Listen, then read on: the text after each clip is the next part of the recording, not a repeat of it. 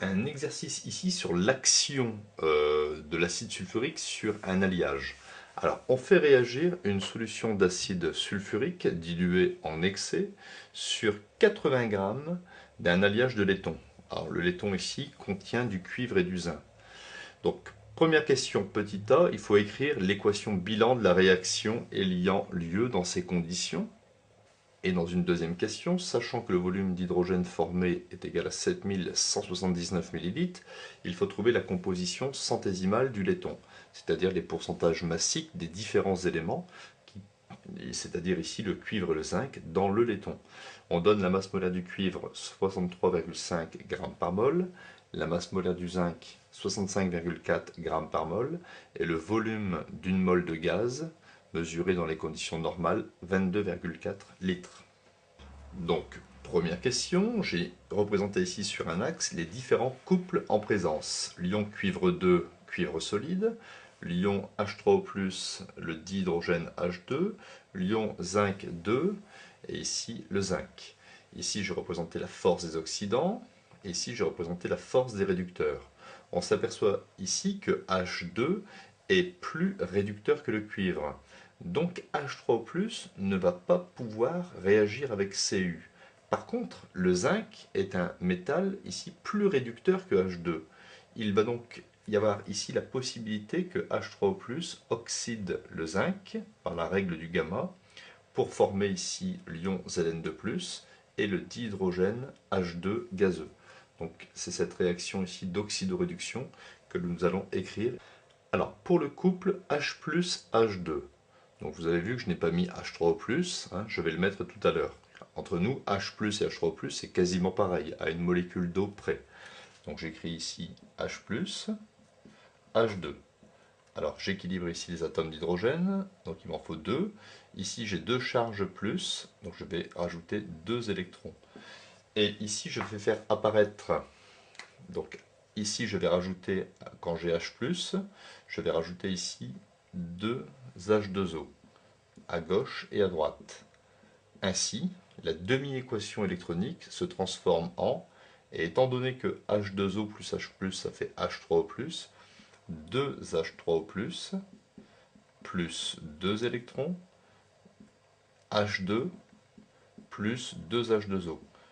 Donc vous voyez, il est facile d'écrire ici la demi-équation entre H+, et H2, et de rajouter ici, pour un H+, on rajoute un H2O, et ça me donne H3O+.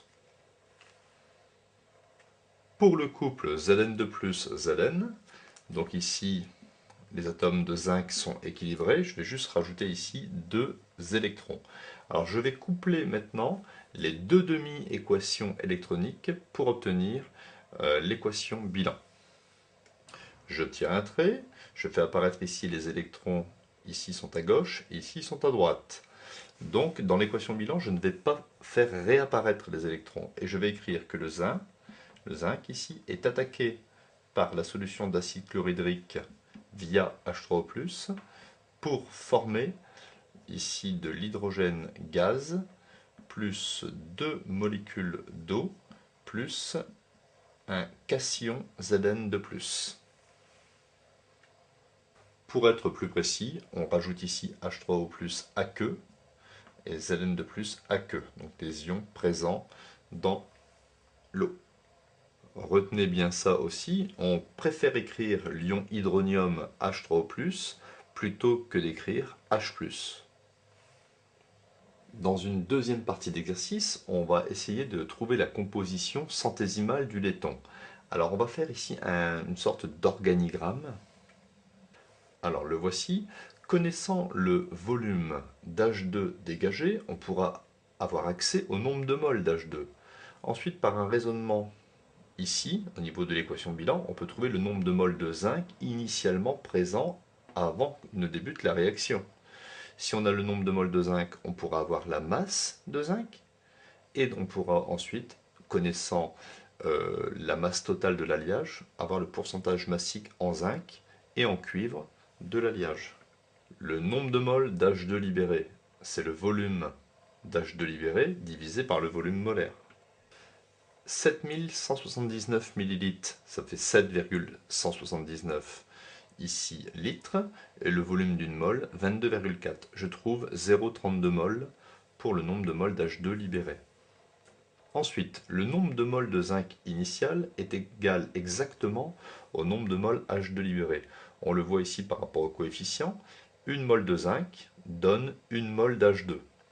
Donc le nombre de moles de zinc est égal à 0,32 mol. La masse de zinc dans l'alliage, c'est le nombre de moles de zinc dans l'alliage multiplié par la masse molaire du zinc. 0,32 mol fois 65,4 grammes pour une mole, j'obtiens une masse de zinc dans l'alliage de 20,93 grammes. Pour avoir le pourcentage massique en zinc, je fais simplement la masse de zinc dans l'alliage divisé par la masse de l'alliage ici pris en considération, multiplié par 100. Donc la masse de zinc, on a trouvé 20,93. La masse de l'alliage, c'était 80 grammes. Et je multiplie par 100 pour avoir le résultat en pourcentage. Je trouve un pourcentage massique en zinc de 26,2%. Donc il est facile maintenant de déduire le pourcentage massique en cuivre, qui n'a pas été ici inséré dans l'exercice, mais le cuivre existe en tant que tel dans l'alliage. C'est le complémentaire à 100, c'est-à-dire 73,8% de cuivre dans l'alliage. La somme des deux pourcentages, étant donné que le laiton n'est constitué que de zinc et de cuivre, fait 100%.